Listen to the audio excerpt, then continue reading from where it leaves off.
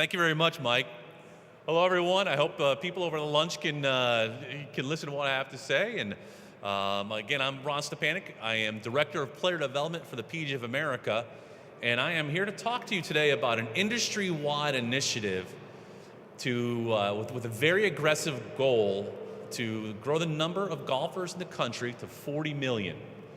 The entire industry is behind this. And again, we're currently at 26 million, and over the next 9 years, we hope to grow it to 20 million. Now, before I begin, I want to just share a little bit of background about me.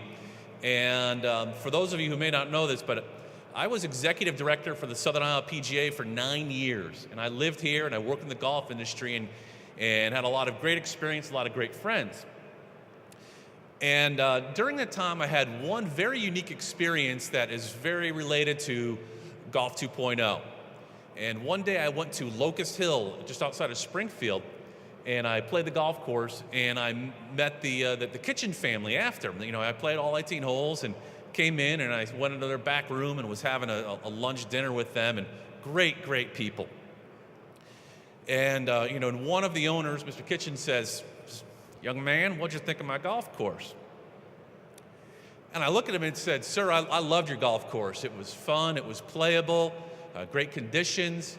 And I says, "But the only observation and suggestion I have is all of your finishing holes were weak." I says, they were all easy." And he says, "Well, what do you mean by that?" And he says, "Well," he says, "you know, normally you want to finish your round on a very challenging hole." And he looks at me and says, "Yeah, I thought somebody from the PGA would be smarter than that." And says, "I think you've got it all wrong." And I said, "Well, what do you mean?" He says, "By design, we went out and redesigned all of our finishing holes on our 36-hole course so that every finishing hole was the easiest hole on the course. So that when people come to play, when they finish, they're more likely to finish on a high note. And they'll finish with a par or a birdie, perhaps even a bogey, and they'll leave happy." And he said, what you want to do is have people leave with that good feeling, because all of a sudden when they come into the bar, that first beer tastes that much better and they want to come back more often. And I got to tell you what, that comment resonated with me. And in many respects, it is what this Golf 2.0 is about. And so again, what do we mean by this Golf 2.0?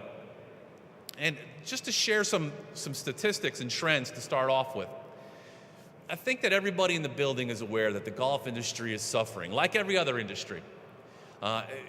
This chart here shows the trends in the number of golfers in the U.S. and the number of rounds. And both are on the decline. The industry has tried Play Golf America, and it has made a big impact, but at the same time, it's more of a stopgap to keep the floor from falling out. But it really hasn't resonated to grow the number of golfers. And while it's working, the PGA about a year ago set out and said, you know, we've done okay, but we really need to step up our effort. Industry-wide, we need to make a bigger commitment to make growing the game the top priority in the industry. So they went out and we hired a third party to conduct or to process a strategic plan for us. And the first thing they did was they conducted research to find out trends within the market. And some of the top line findings were, they did determine that in the country today, we have 90 million people who have entered the game and tried it at one point or another, but for another reason or another, left the game. They identified that unlike other sports, golf is lacking a consistent, organized entry system. It doesn't have a consistent portal to the game. You know, they compared it to skiing. You know, if you call any ski area in the country today, and you asked, and you just said, "Hey, I'm brand new to skiing, I want to learn. What can you do for me?" You're going to get connected to somebody that one person on the phone can give you from A to Z the entire experience of what it's going to take for you to come to the ski area, get your equipment, secure lessons, secure your lift tickets, and have a positive experience. We've got evidence that shows that if you called our 16,000 golf courses in the country today and ask, hey, how do I get into the game? You're likely to get 16,000 different responses. It's not going to be that bad, but it's along those lines. We've also learned that women control 73% of the household discretionary income. They're a very important target market for us. And also that golf is underpenetrated by our fastest growing demographics. There's a lot of opportunity for us to market to minority populations and try to make golf cool and relevant there, and to bring that non-traditional segment of the golf population and get them playing. So in addition to these stats here, which show somewhat of barriers, if you will, there's also opportunities. Here's a stat coming from the National Golf Foundation. Over the past 5 years or so, this has been pretty consistent, that the National Golf Foundation determines that every year 4 million people enter the game. One way, shape, or form, they take up golf. At the same time, 4 million are leaving. So Americans have an interest. So every time someone comes in, someone else is leaving. We do attribute that to the last slide about, have we made golf welcoming to them? Have we made it fun for them? Have we made it easy for them? And that's part of Golf 2.0. To go a little bit deeper into some of the statistics, I talked about earlier about there are 90 million people who have tried and left the game, and what this chart here shows is it goes a little bit even deeper in that. Of those 90 million, that circle number of the 61 million in the green circle, there are 61 million people who have left but still have an interest in playing. Now think about that opportunity. There are 26 million people playing today, yet there are 61 million who have played and still have an interest. Golf 2.0 is focusing on those 61 million and how we as an industry can market to them and make golf more exciting, more accessible, more fun for them. So collectively, when we took the research and we took both from a barrier standpoint and opportunity standpoint, we strategically came up with the objective of 40 million people by the year 2020. Again, we want to grow from 26 million to 40 million, and this is not an arbitrary number. It's based on those facts and figures. For those of you who are around, do you think that 40 million is doable? Do you think it's a realistic number? I think most people are skeptical about it. But, when John Kennedy said one day there's going to be a man on the moon, what did people say to him? Said, you're crazy. When the first person how many people walked to the base of Mount Everest and said, I'm going to climb that? Anything is possible. And not only that, if we strive towards this 40 million as an industry and make a collective effort, even if we get halfway there, how much better off is the golf industry? If we get halfway there, we're still at an all-time high. At the same time, we're confident as an industry that we can achieve this 40 million. And we've got it cut down into 4 areas. Retain the core. Let's stop the bleeding. Let's stop losing that 4 million a year that we're losing. Engage the lapse. That's that 61 million. How can we get that 61 million playing? And drive new golfers. Get people who have never thought about golf before to come out and play. And we do know that Golf 2.0 overall is it's a concept, it's an approach. It's not a plan in itself. However, it's not a program itself. However, there are going to be a number of programs underneath the 2.0 umbrella that are going to be helping to achieve that objective. It's also important to look at the audiences we're marketing, the audience we're trying to reach, and what is keeping them from playing. The research showed that clearly cost and time are the two biggest barriers. But in that lower right-hand box where it says recurring barriers, the other things that are common amongst all these audiences are my spouse or significant other doesn't play. It's difficult for beginners. It's not welcoming for beginners. And courses are too crowded. These are things that we can control as an industry. And what I'm going to do over the next couple of minutes is I'm going to give it a slant from, again, I represent the PGA of America. A lot of this is going to be program-based for PGA professionals to deliver. But as an industry-wide program, I'm also going to talk about it how a golf course superintendent, a golf course manager can participate as well. So what is Golf 2.0? Down at the PGA, the first thing we stress is that Golf 2.0, it's personal. And what we mean by that is anybody in the industry who's a stakeholder, who has some type of interest in the game, Golf 2.0 is personal to you. The challenge of 2.0 is for you to take what you hear and are presented and are offered and integrate it at your facility. If the PGA alone does this, it's not going to work. If all of the allied associations do it from an administrative level, it's not going to work. It's got to be all the stakeholders taking a personal accountability for Golf 2.0. And what are some of the things that we mean by that?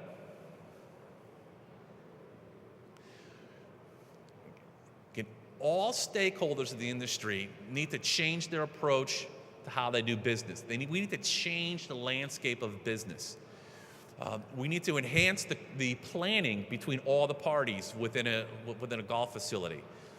From a professional standpoint, we identify that there's a huge gap in what a PGA professional does from a programming standpoint to what the management of that facility thinks they're doing. That team there needs to collaborate more on how they're addressing the game and how we're going to attack bringing new customers in. It's also vital that the golf course superintendent and their entire staff be a part of this process as well. And the other element too to this change in the landscape is there needs to be more of an emphasis on focusing on the customer and that 61 million, not just what you think is right for the game. You know, Mr. Kitchen did a great job with that several years ago when he told me about he was focusing on the customer when he made his 18th or his 9th holes on every course easiest. He was trying to give them a fun experience. That type of thinking is fantastic. Some of the better golfers may frown upon it, but you know what? They still come back to play. And it's that non-golfer, that newer golfer that's coming back and they like his facility. You know, Golf 2.0, in addition to being personal, it's an evolution. It's a change in how we approach the game. You know, we want to change the entire landscape of golf. And this is one of my favorite photos here because, you know, look at this guy here. Would you let him play your golf course? You know, I mean, his shorts are too short. He's got no shoes. He's a monkey. Would you let him play your course? 5 years ago, I think the answer would have been no. Today, what you want to do is, hey, if he pays and he's having fun, maybe, yeah. We want to have people who are looking different come out to play our course. But we also, what do we mean by changing the landscape of golf, making it relevant and cool? Let's take a look at skiing, for example, again. You know, skiing about 10 years ago was flatlining to declining. And they had a cultural change. What was the cultural change that skiing inherited and it saved them? Snowboarding. So what happened with the ski industry is all of a sudden came these young kids who dress differently, wear long hair, talk differently, baggy pants, and they're shredding up the mountains, you know, on snowboards, really attacking the essence of of the pure skiing. At first, the ski industry fought it. There were a number of ski areas that prohibited snowboarding. But all of a sudden, as a business, they had to stand back and take a look and say, you know what? Maybe we should welcome these paying customers. Another example of an industry that's changed themselves, reinvented themselves, is bowling. You know, bowling for years had relied on the leagues. You know, whether it be men, women, couples, they'd sign up for a league. I mean, I remember when I was in Dayton, I signed up for a league that lasted 20 weeks. I quit that league because I didn't have 20 weeks to give them. And that was happening all across the country. So bowling tried to reinvent themselves, and they had two big changes that they did. One of them was they made the game easier. And if you go bowling now, and you bring your kids, especially, like, I mean, I know I've got a 6-year-old niece who loves to go bowling. And when they go bowling, the first thing they do is they put up the barriers and the gutters. No matter what she's gonna do, she's not gonna ever have a gutter ball. Made it easier.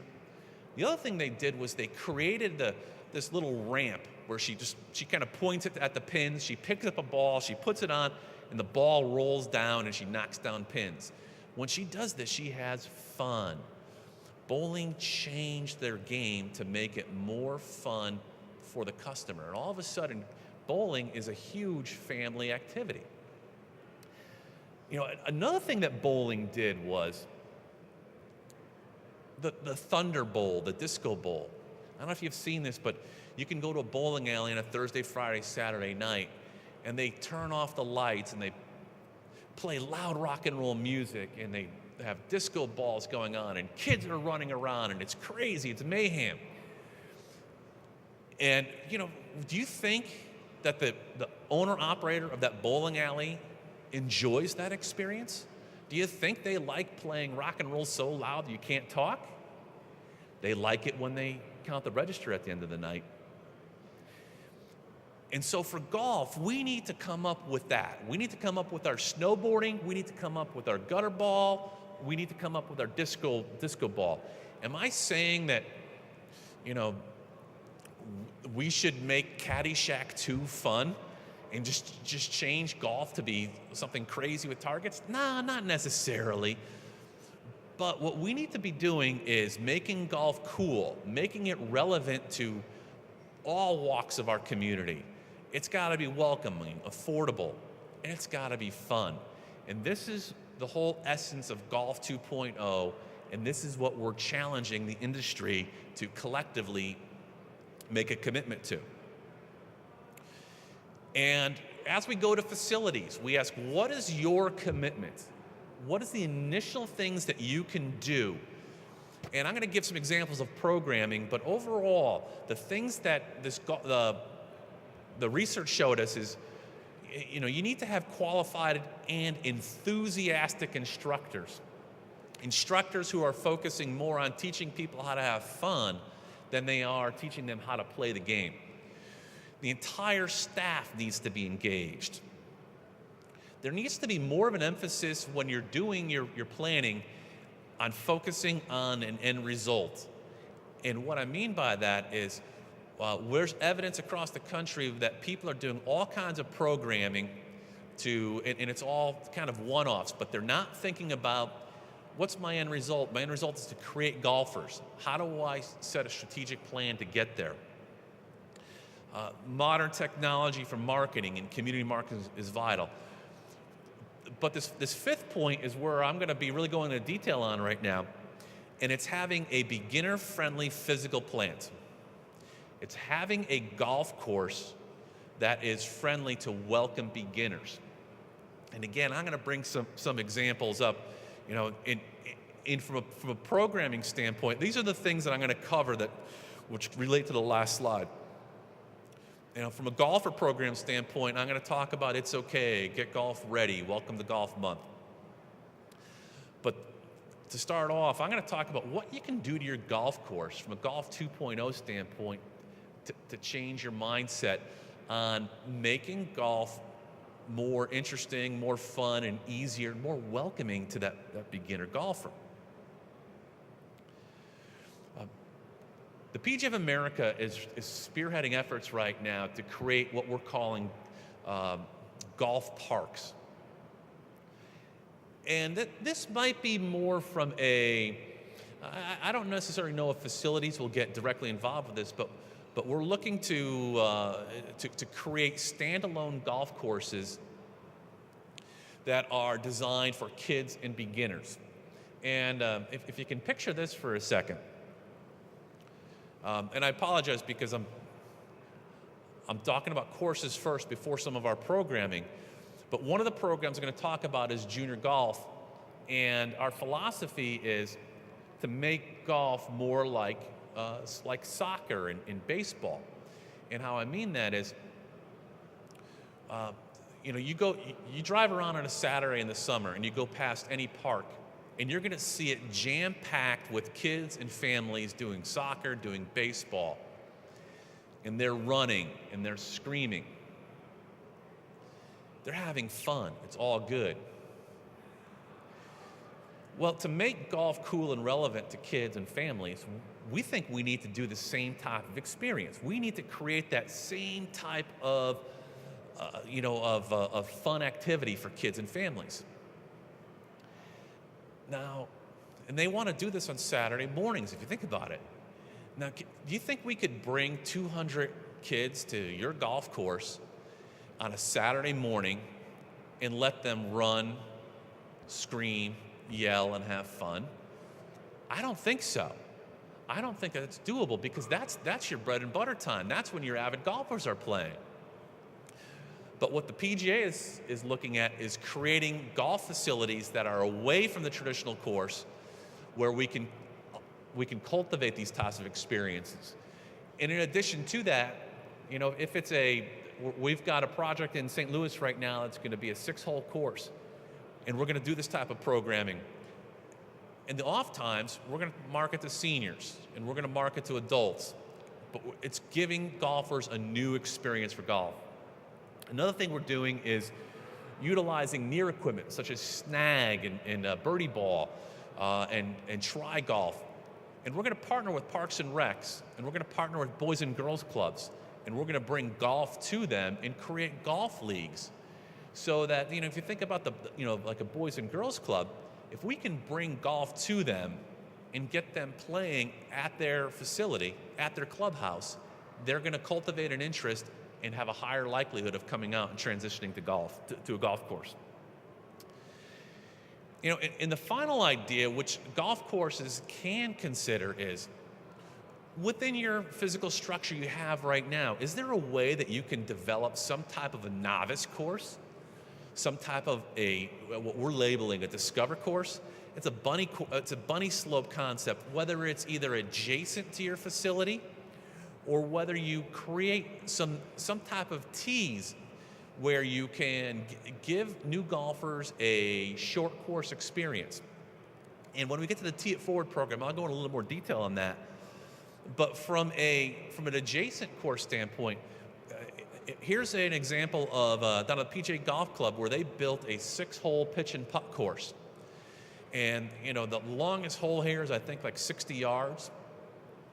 And when they do their beginner programs and junior programs, they promote this to these audiences and families and kids, and people can play this golf course for $1 a round.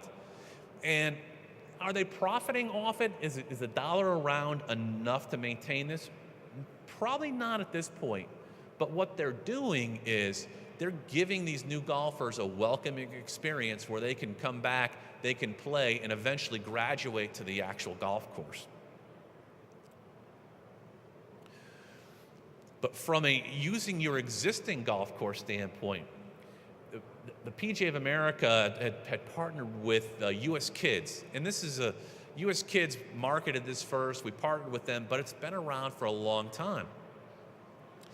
And what this does is through the use of some temporary tees, you can create a short course, executive course, inside of any golf course in the country. No matter what championship golf course you're at, you can create a beginner-friendly experience. And a true story about this. My wife, borderline golfer, borderline someone who just kind of does it. Doesn't hit the ball all that far. A couple years ago, it was her brother and cousin were coming down to stay with us for a weekend. And, it was going to be in like the November time frame when, golf courses are starting to pick up. And she starts to get really sad. And I said, what's wrong? Why? She goes, you guys are going to want to go play golf on Saturday, and, I can't play with you. And I said, well, why can't you play why can't you join us? She said, I'm just not good enough. And I says, no, Kath, I picked out a golf course that has this family course program. And I says, I promise you that you can come out and the golf course will be fun for you. It's not going to be intimidating. I says, you'll be able to navigate it. And she goes, yeah, but there's going to be all kinds of people around. And I says, no, you don't understand. You're not playing from the actual tees. And I tried to explain to her what it was. It just didn't resonate with her. But I talked her into going. And so then we're out to dinner on Friday night, and she's a nervous wreck because she's worried that she's going to stink up the joint. Get up next morning, she's even more anxious. Drive out to the golf course. I'm the type of guy where, I pay full greens fees. I hardly ever call up a golf course and use my professional courtesy. But so we're 4 people bringing revenue to this golf facility on a Saturday morning, and she's still a nervous wreck. We're getting to the first tee, and it's pretty crowded out there. And I'm telling her, don't worry about this. Do not worry. And then it's time for us to tee off. And 3 guys, we get up, we all hit our drives. We get in the car, and we drive past the forward tees. And she says, where are you going? And I said, how many times do I have to tell you you're not playing the forward tees? You're playing the family tees. It's par 5, and by the time we get to our drives for the guys, we still haven't gotten to her family tee markers. So we all hit our second shots, and she's saying, what are you doing? I says, we haven't gotten to your tees. And then finally we get to her tee. It says right there, family tee. It says, here's where you're tee off from. And it finally resonated with her. And she says, oh, wow, this is great. So she didn't have to tee off in front of people. She didn't have a long golf course. Most importantly, she paid. She paid a full greens fee to have that experience. And the more we can do this type of experience to, for, the beginner golfers, these are opportunities that we have that we can all easily do. This kind of spearheads into a promotion that we launched together with the USGA this year in partnership with Barney Adams, and it's called Tee It Forward. And right now what I'd like to do is play this video which gives a little bit of a buzz about what Tee It Forward was. If you can go back and try the video.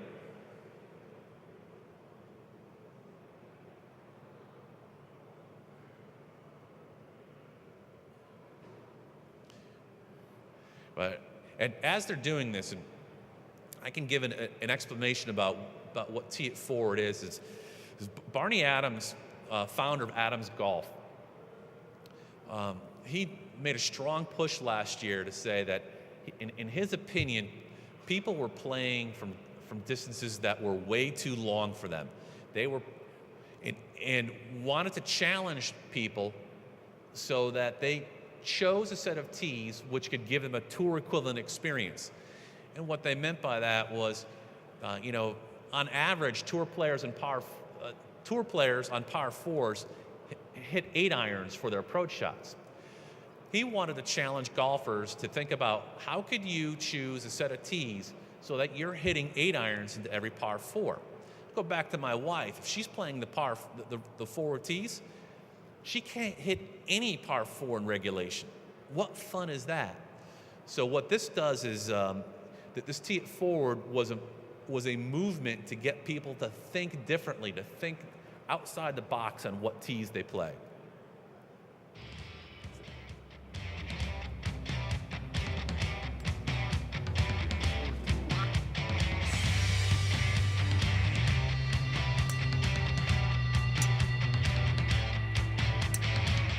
tee it forward makes you play faster, and your scores reflect it there too. There, you have a great time. I thought tee it forward was a lot of fun. It was good, and particularly I think it's great for high handicappers. It is a confidence builder, trust me. Tee It Forward encourages all golfers to play the course at a length that ties them to their average driving distance. The game is faster and more fun. It was a great feeling. It left me with this taste that I can't wait to come back and play some more. Tee It Forward is something that I think that other golfers would enjoy, especially golfers in my age bracket. It's just because the equipment lets the pros hit it further doesn't mean everybody else is. So I think that you ought to play golf where you can enjoy it, shoot good scores, and have a good time. Supported by the PGA of America and the United States Golf Association, Tee It Forward is something that any golfer can do on any course at any time. Tee It Forward should have been adopted years ago. It's a fabulous idea. It makes golf much more fun. It will speed up play and have everyone of all abilities in and being competitive. Nice.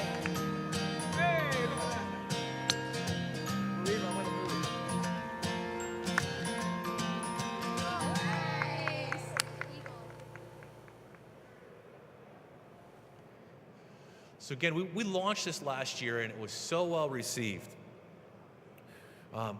We did a survey of golfers after they finished, and 70% of the people who tried Tee It Forward said playing golf was more fun. 47% said it was faster.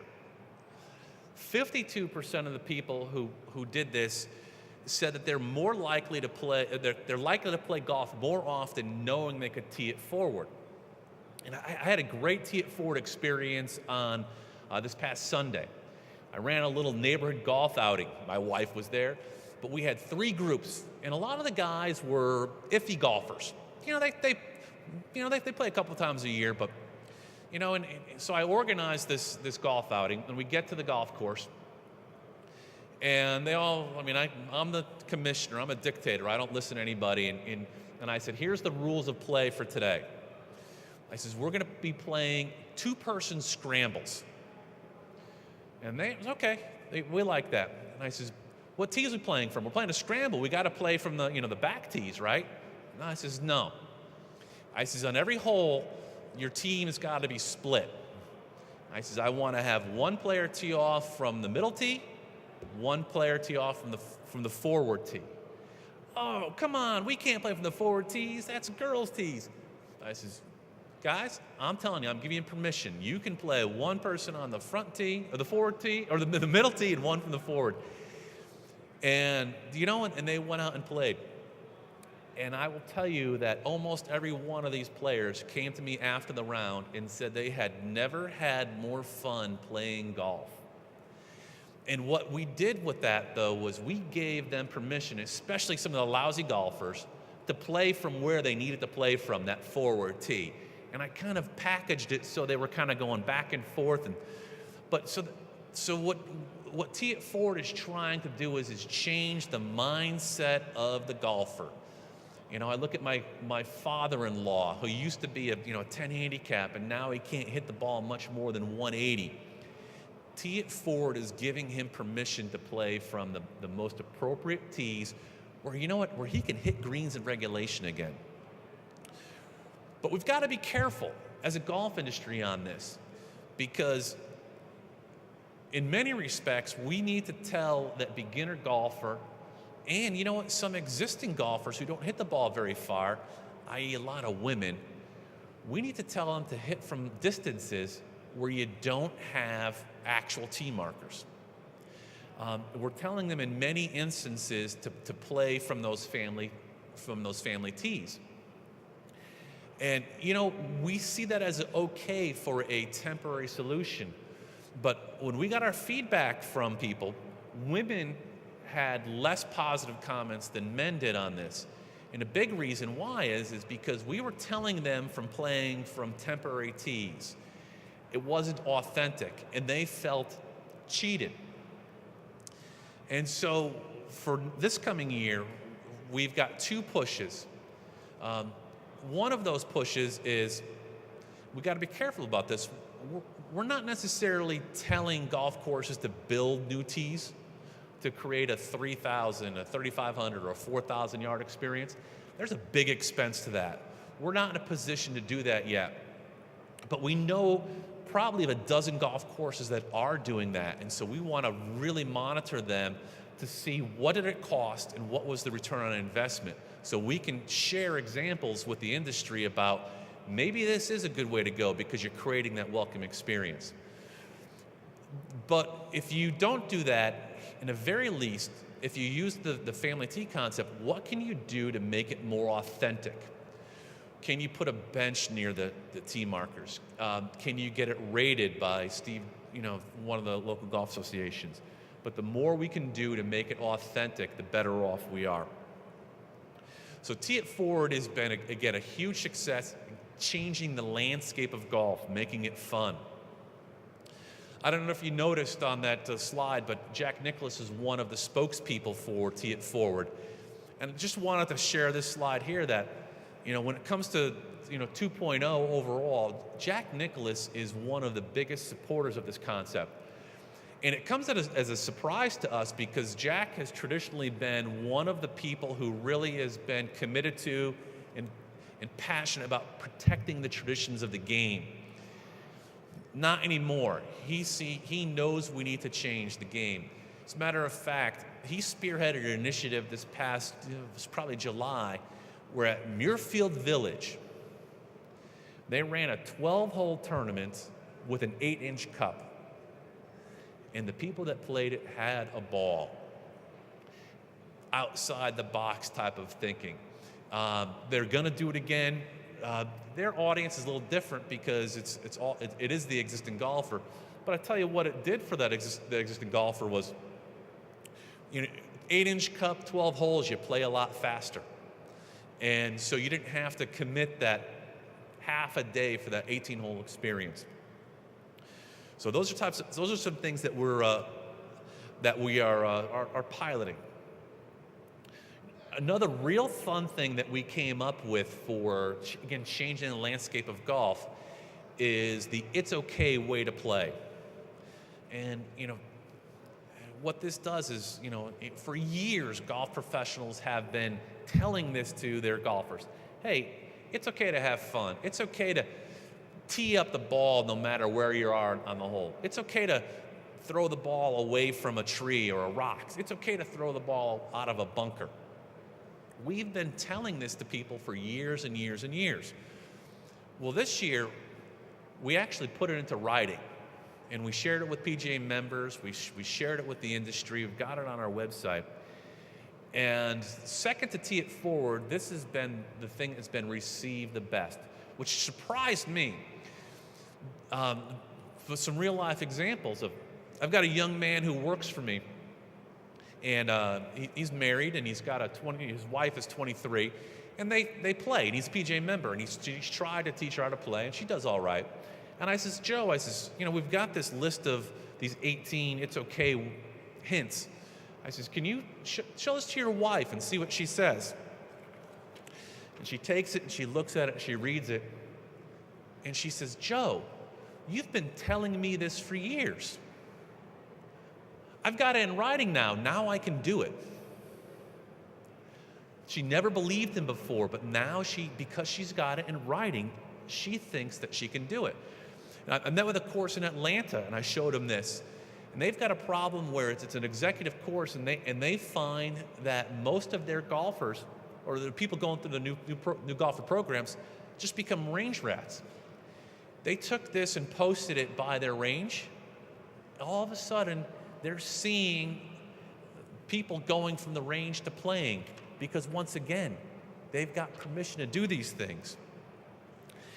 And then one final thing I want to share about this, or a couple of good stories.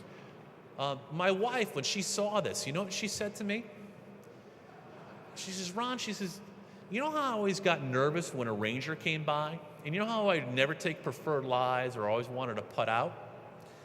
She says, when I was on a golf course and I saw the ranger, I always saw them as the golf police. And she says, I always thought that the reason they were out there was to make sure we played by the rules. Well, there are rules we want you to play by, pace of play and so on. But she thought if she didn't putt out, that the ranger's going to come over and yell at her and say, you're not playing by the rules. Think about the mindset of the customer. Things that are second nature to us, these things are helping to change the landscape. And along those lines, the last story I want to tell about this is at our headquarters, we do a program where we bring new people into the game. We've got, for the first time ever, because of It's Okay, we have a group of 8 ladies who play golf every Wednesday night all summer long. And they play It's Okay. And it's because of It's Okay that they're out there. And so they're playing this golf course that gives us a welcoming experience. They're always the last ones out. Their goal is to play 3 to 4 holes. And so they're out there, and they're playing a scramble. And Ranger comes up to them and says, "What are you guys doing?" And they say, "Well, we're playing a scramble." And he says, "You can't play a scramble. Scrambles are for outings."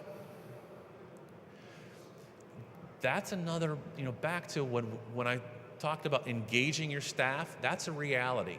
That's a real thing that happened, and we need to make sure that we're aware of that, and that everybody in your staff is aware of these golfers are intimidated, and your rangers have got to make it welcoming. And even if you think about the staffs that are mowing on the grounds crew, think about how intimidating one of those tractors can be and how loud it is. We need to get to a point, if possible, that if you know that are a group of new golfers on a golf course, that the grounds crew stops, turns off the lawnmower, walks over to these new people and says, "Hey, welcome. I'm so glad you're playing. I hope you're having fun." Just that little bit to make the people feel welcome.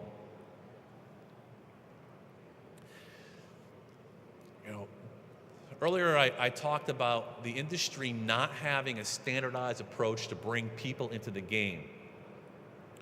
Well, 2 years ago, we launched Get Golf Ready.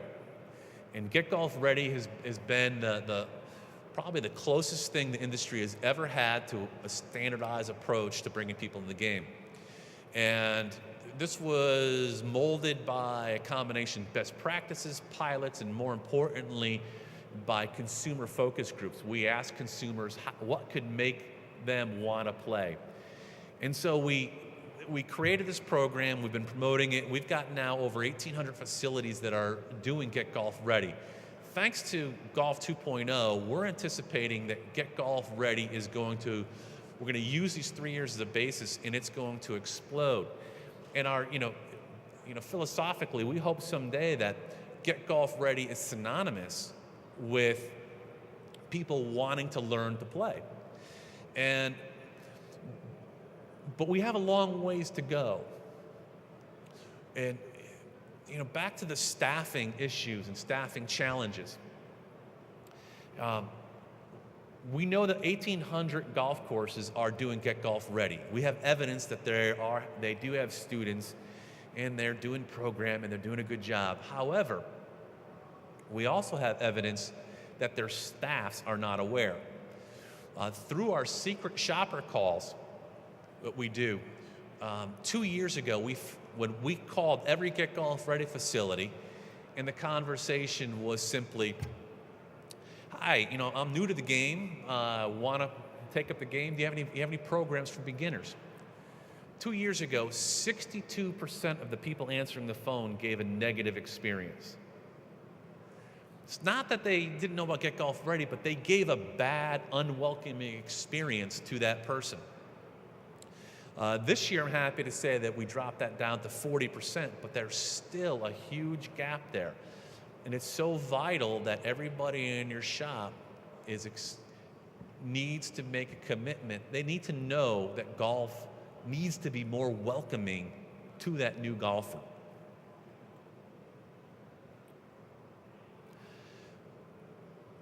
some of the numbers from Get Golf Ready, just so you know what this can mean for an impact. But golfers going through the Get Golf Ready program, it's 5 group lessons, all with some type of an on-course experience. Once they go through this, 84% of these golfers report back to us that they stay in the game. And they also report that they spend about $900 annually on golf. If you project that out, right now our golf courses are averaging about 32 students a year in Get Golf Ready.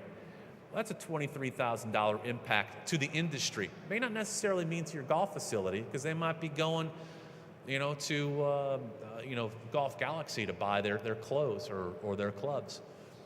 But if you get them there and you establish a relationship, you do have an opportunity to cultivate them into paying customers at your facility. And $23,000, it's nice, it's good. 32 people, we have every golf course averaging 32 people. We're not going to reach our goal of 40 million. But if we could get golf courses to scale up their commitment and think about bringing in 250 new students, that's almost $200,000 in impact that this can have. When we're just getting our surveys back, and we have about 100 golf courses this year that are bringing in 250 students. So we're just at the cusp of making this a big deal.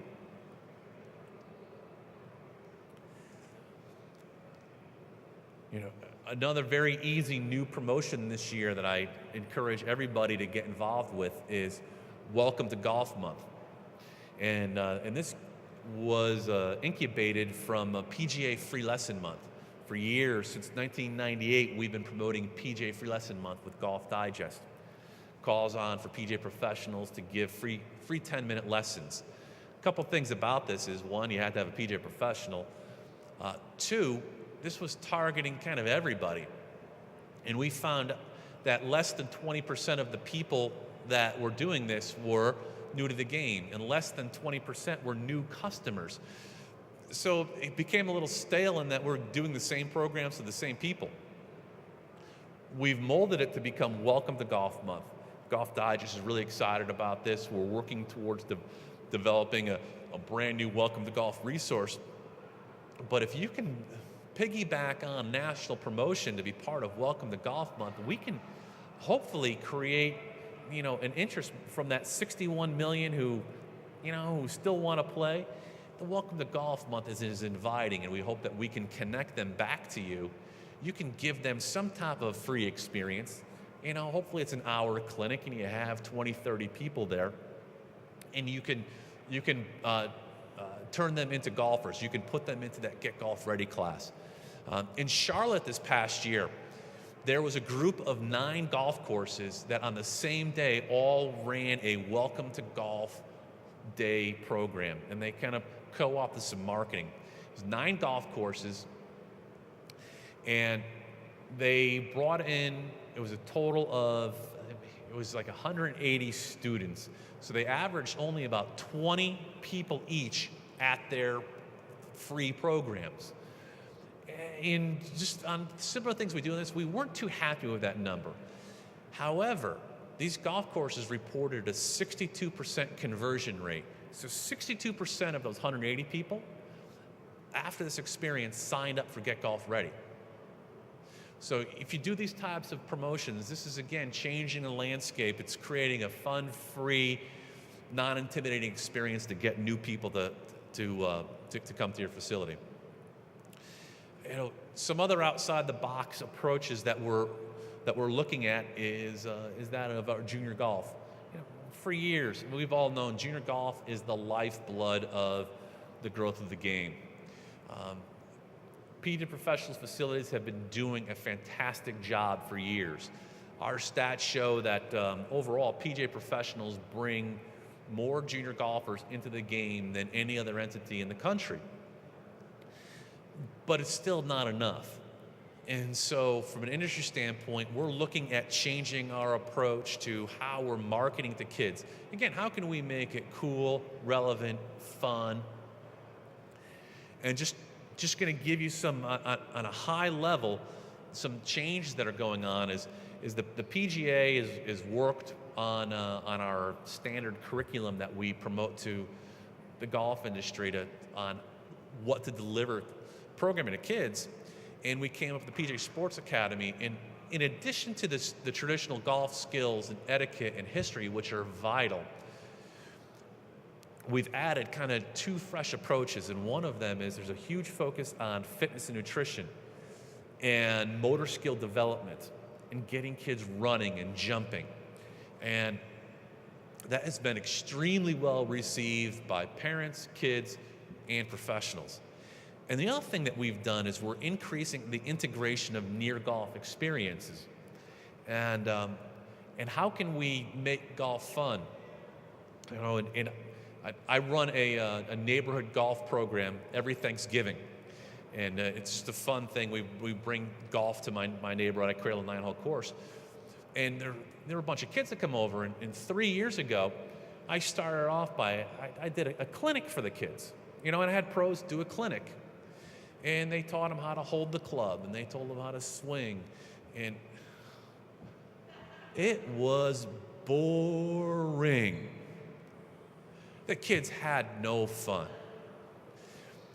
So what I did was I looked at what we're doing in the PGA Sports Academy, and I put the clinic down to less than 10 minutes of how to hold the club. But then I created, through the PGA Sports Academy, a series of games where the kids are using clubs, they're hitting beach balls, and they're running relay races. But the key is that they're doing a little bit of the golf, but they're running, screaming, they're having fun. And it works. It opens kids' eyes. They're all interested in playing right now, which is pretty cool. And then finally, with this, the PGA is also working with a third party, and we're looking to launch a national junior team golf league. And it's somewhat of the Little League of golf, if you will. And, you know, we've done a great job with, the Southern Ohio section has got a fantastic junior tour. But the kids that are playing on that junior tour have got to have some competency before they get there. And those programs are important. What we want to do is create a format that can welcome the kids that aren't ready for that 18-hole league, aren't ready for a 9-hole league, and play in a team format where they're playing two-person scrambles, they're playing match play, so they're not keeping score. It's a format where they're not playing 9-hole matches, but they're playing 3-hole matches. And I've seen this in action, and it's really, really fresh stuff. It's so outside the box. And some of the keys are, a kid goes to a junior program, and they end with a 9-hole tournament for all the kids. Kid finishes in last place, loses by 15 shots for 9 holes. What fun is that? There's such a huge gap there. However, if we put that kid into this experience, and they're partnered with somebody else, and they play a 3-hole match, the worst they could lose by is 3. And not only that, but they're playing with somebody else. So if they duff a drive, good chance their partner's going to be playing. You get a good shot. So they don't have to play their own ball. But as this was piloted last year, everyone involved said that it was about 70% of the kids that loved this were the kids that were participated in the junior program, but just weren't interested in staying involved. Once again, it's back to that play aspect. They want to have fun. And they said of the other 30%, about 15% were avid golfers, and about 15% were brand new to the game, would just come out and tried it. And so with this Golf 2.0, gave a talked about an awful lot just now. 2.0, just what you need to know is that, just remember, is 2.0 is not a program. It's a commitment. It's a commitment to change the landscape of golf. And that everybody has responsibility in taking ownership of this. The other stuff I talked about are all programs and ideas. There are plans and maps of how to attack the various elements. From a 2.0 standpoint, I'll also tell you that I've got about 600 pages of research, and I gave you like 4 slides. So just trying to give it in a palatable way, and it is just outside the box, it's fun, it's exciting. I hope that you continue to think about how you can integrate this and how you can get your peers to be thinking along those lines. I thank you very much for your time. If anybody has any questions, I'm happy to sit down up here and converse with you in any way, shape, or form. Thanks.